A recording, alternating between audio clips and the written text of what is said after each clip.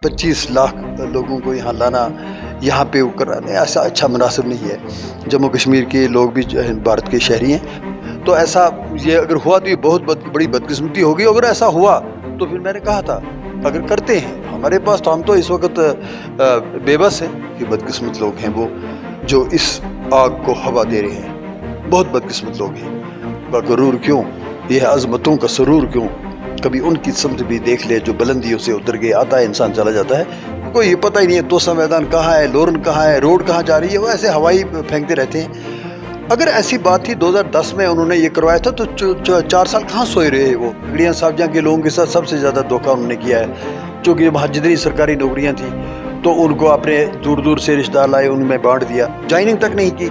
अब वहाँ के लोग हैं यस मैन है, जब कोई ZDO बेचारा जाएगा तो उनसे पूछ आगे देखिए। ZDO CO की बात मैं कहूँ आपको, कोई गरीब टीचर अगर 1 घंटे लेट रहेगा ना तो उस पर वो एक्सप्लेनेशन, सैलरी बंद, आप कहाँ रहे क्या रहे, तो नहीं, उनकी हिम्मत नहीं कभी पड़ी एडमिनिस्ट्रेशन हमारी की उनको पूछने की कि 15 साल से एक हमारी एक बेटी जो है वो जम्मू में बैठकर क्लब में जाने वाली। आदाब नाजरीन, आप देख रहे हैं आवाम की आवाज़, मैं हूं आपका मेज़बान इफ्तिकार सोफी। नाजरीन मोहतरम, इस वक्त हमारे साथ खुसूसी बातचीत करने के लिए मौजूद हैं साबिक MLA पुंछ जनाब शाह महमूद तांत्रे साहब। जम्मू कश्मीर की मौजूदा सूरत हाल को लेकर खास बातचीत होगी। सर, वक्त देने के लिए सबसे पहले बहुत बहुत शुक्रिया। सर, सबसे पहले जानने की कोशिश करेंगे 25 लाख वोटर्स, जो 25 लाख वोटर्स नॉन लोकल्स इस वक्त जम्मू कश्मीर के अंदर काम कर रहे हैं, उनको अपना वोटिंग राइट सरकार देने जा रही है, किस तरह से आप देखते हैं? मैं इसके बारे में पहले ही अपनी एक स्टेटमेंट दे चुका हूँ, उसमें इफ्तिकार साहब आपने वो सुनी होगी, और उसकी कल अल्ताफ़ बुखारी साहब हमारे गाइड जो हैं उन्होंने क्लेरिफिकेशन दी है। अब वो उसमें कि ऐसा नहीं होगा, लेकिन मैं फिर उन अपनी स्टेटमेंट्स को दोहराना चाहता हूँ कि अगर ऐसा होता तो तब भी हमें कोई इसलिए परेशानी नहीं है चूँकि इक़्तिदार इस वक्त BJP के पास है। ये हक बनता है, फ़र्ज़ बनता है मोदी जी का, BJP का, कि जो उन्होंने ये नारा दिया था कि सबका साथ, सबका विश्वास, सबका विकास, इस नारे को अमली जामा पहनाना। मैं ये बड़ी एतमाद के साथ कह रहा हूँ, ये जो हमारी जमहूरिया है ये दुनिया की सबसे बड़ी जमहूरिया है, और मुझे बड़ी खुशी हुई थी 15 अगस्त को जब मोदी जी ने ये कहा था कि India is the mother of democracy. तो ये बहुत बड़ी बात है। ये मुल्क अगर मुत्तहद रहेगा सिर्फ एक वजह से रहेगा कि अगर ये जमहूरिया ही कहलाएगा। अब जब गुलशन को आप खेत में तब्दील कर देंगे, गुलशन में तो रंग रंग के फूल होते हैं, तो गुलशन कहलाता है, बहुत खूबसूरत लफ्ज़ है गुलशन। अब उसको अगर एक ही किस्म के फूल लगाओगे तो उसे गुलशन नहीं खेत कहा जाता है। तो मैं ये कहूँगा कि जब मोदी जी ये कहते हैं तो उस वक्त उनकी नज़र में होना चाहिए कि 120 करोड़ जो आवाम है भारत की, irrespective of any religion, cast, colour, उनकी हिफ्ज़ उनकी हकूक़, उनके जो बुनियादी हकूक़ हैं, उनकी इज़्ज़त व नामूस है, उस सब की ज़िम्मेदारी मोदी जी की है। जब वो ये कह रहे हैं सबको लेकर चलना, तो सबको लेकर चलना। इतना भी ज़्यादा ना करें जम्मू कश्मीर के लोगों के साथ कि एक्सेस हो जाए, और फिर एक्सेस का ये पहले ही से कहा जाता कि access of everything is bad. आपके मैनिफेस्टो में था 370-35A उड़ा दिया आपने, अच्छी बात है। ये this was very much with in your manifesto before coming two powers. ये आप you are promising the nation that as and when we assume the powers we will remove this 370 and 35A। ठीक है जो कहना चाहता हूँ, तो ठीक है वो किया, अच्छी बात है। अब वो सुप्रीम कोर्ट में है, हमें सुप्रीम कोर्ट पे एतमाद है। लेकिन मैं ये कहूँगा कि अब ये बातें करना, 25 लाख लोगों को यहाँ लाना, यहाँ पे वो करना, नहीं, ऐसा अच्छा मुनासिब नहीं है। जम्मू कश्मीर के लोग भी भारत के शहरी हैं, और उनकी भी इज़्ज़त और नामूस का ख्याल रखना मोदी जी का और उनकी गवर्नमेंट का फ़र्ज़ है। मुझे उम्मीद है कि जैसे बुखारी साहब ने क्लेरिफाई कर दिया कि ऐसा कुछ नहीं है, और मैं पूरी उम्मीद हूँ ऐसा होगा भी नहीं। जम्मू कश्मीर के लोगों को हक दो, आगे जो इलेक्शन आते हैं उसमें जम्मू कश्मीर के लोग ही ये फैसला करें कि किस जमात को पसंद करते हैं, किस जमाती को पसंद करते हैं, तो आगे गवर्नमेंट बने। تو ایسا یہ اگر ہوا تو یہ بہت بڑی بدقسمتی ہوگی. اگر ایسا ہوا تو پھر میں نے کہا تھا اگر کرتے ہیں ہمارے پاس تو ہم تو اس وقت بے بس ہیں, جو چاہیں وہ کر سکتے ہیں. یہ چند دن کی چاندنی ہوتی ہے, یہ آتا جاتا ہے اقتدار. وہ میں نے پہلے ہی کہا تھا کہ یہ ہے شہرتوں کا غرور کیوں, یہ ہے عظمتوں کا سرور کیوں. کبھی ان کی سمت بھی دیکھ لے جو بلندیوں سے اتر کے آتا ہے, انسان چلا جاتا ہے. اب مجھے امید ہے کہ ایسا نہیں ہوگا اور جموں کشمیر کے لوگوں کو یہ حق دیا جائے گا کہ وہ اپنے جو آگے آنے والی گورنمنٹ ہے اس کا فیصلہ وہ خود کریں. فیئر الیکشنز ہوں گے اور اس میں فیصلہ ہوگا کہ یہاں پہ, تاکہ الیکٹڈ گورنمنٹ کے بعد ڈیموکریسی میں کبھی بھی ترقی ہونا ممکن نہیں ہے. تو میں امید کرتا ہوں کہ ایسا کچھ نہیں ہوگا. شاہ صاحب ایک کنٹروورسی چل رہی ہے پہاڑی گجر ایس ٹی کو لے کے, نشانہ تنقید ہو رہا ہے. بہت سارے ایس ٹی کے لوگ جو ہے وہ کہتے ہیں کہ پہاڑیوں کو ایس ٹی نہیں ملنی چاہیے, اور کس طرح سے آپ دیکھتے ہیں اسے اور کیا کامنٹس رہیں گے آپ کے اس پہ؟ میں اس بارے میں بھی میڈیا میں اپنی اسٹیٹمنٹ دے چکا ہوں. بڑے بدقسمت لوگ ہیں وہ, بہت ہی بدقسمت لوگ ہیں وہ جو اس آگ کو ہوا دے رہے ہیں. بہت بدقسمت لوگ ہیں.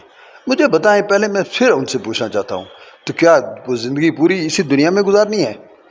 کیا اسی لیے آپ آئے ہیں یہاں پہ, پہاڑی ہو یا گجر ہو یا ہوسو ایور یو آر, کیا اس لیے آپ یہاں پہ آئے ہو کہ یہاں پہ زندگی گزارنی ہے؟ یہ تو آپ کو کہا گیا ہے دنیا متاع قلیل, یہ تو بہت تھوڑے دن کا مسئلہ ہے. یہ دنیا یہ تو مسافر خانہ ہے, یہ ایک دھوکے کا سامان ہے. ہم نے آگے جانا ہے. اگر تو آپ کو قبر میں یہ پوچھا جائے گا کہ آپ گجر ہیں یا پہاڑی ہیں تو پھر ٹھیک ہے, اچھی بات ہے. اگر یہ کچھ نہیں پوچھا جائے گا تو پھر جو قبر میں سوال ہوں گے اس کی تیاری کیجیے. حسد کی باتیں مت کیجیے. میں نے پہلے بھی کہا تھا کہ جو اللہ رب العزت نے, ہمارا ایمان ہونا چاہیے مستحکم ایمان, کہ اللہ رب العزت نے فرمایا کہ جو میں نے آپ کے مقدر میں کر دیا, پوری دنیا آپ کی مخالف ہو جائے وہ آپ کو مل کر رہے گا, اور جو میں نے مقدر میں نہیں کیا پوری دنیا آپ کی سپورٹ کرے تو آپ کو نہیں ملے گا. بہت بدقسمت لوگ ہیں جو اس آگ کو ہوا دے رہے ہیں. ان کو توبہ کرنی چاہیے اس سے, اور کوشش کرنی چاہیے. اس وقت تو میں تو پورے ملک کے لیے کہہ رہا ہوں کہ اس کی محبتوں کی ضرورت ہے, کندھے سے کندھا ملا کر چلنے کی ضرورت ہے. یہ نفرتیں بند کر دیں, اپنے اپنے مقدر کا سب کو ملے گا, اور بجائے اس کے کہ یہ جو کچھ آپ کر رہے ہیں, آپ کو جو آنے والی زندگی میں سوال ہوں گے ان کی تیاری کیجیے.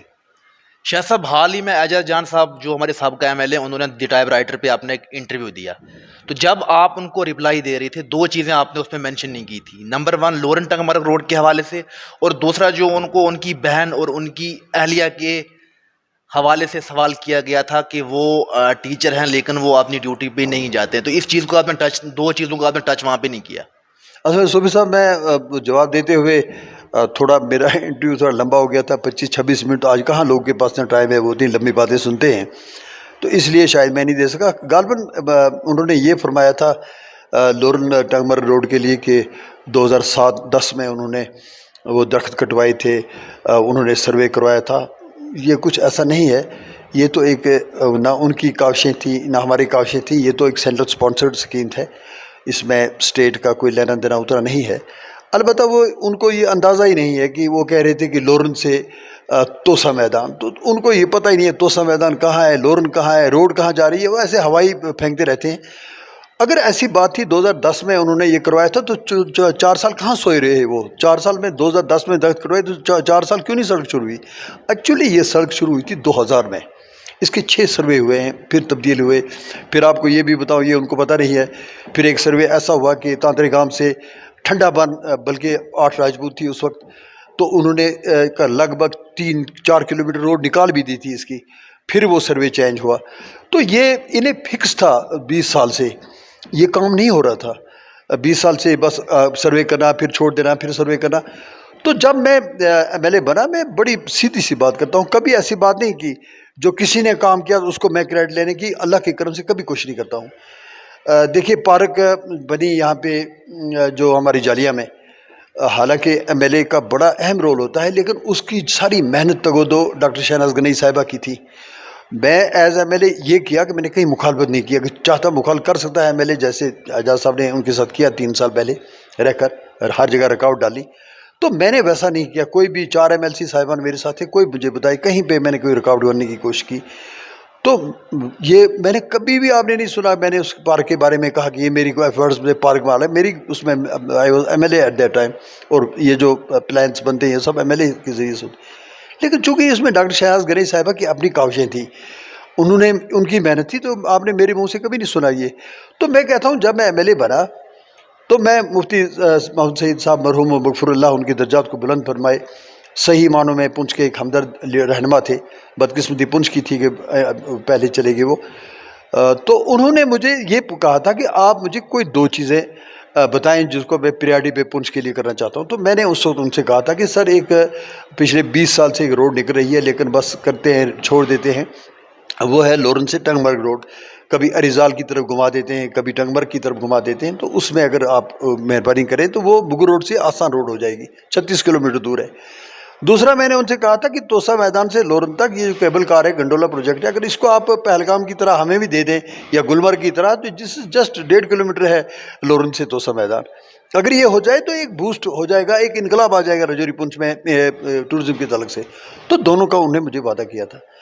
اب انہوں نے ٹیک اپ کیا سینٹر کے ساتھ، پھر ان کے ساتھ جب فائنلائز ہوا پھر جا کر یہ سب سے ٹنگ مرگ کے لیے روڈ نکالا شروع کی. یہ میں نے کہا دس واز مائی ایفرٹ کہ ہم نے چیف منسٹر صاحب کو وہاں لائے، دنیا دیکھ رہی تھی.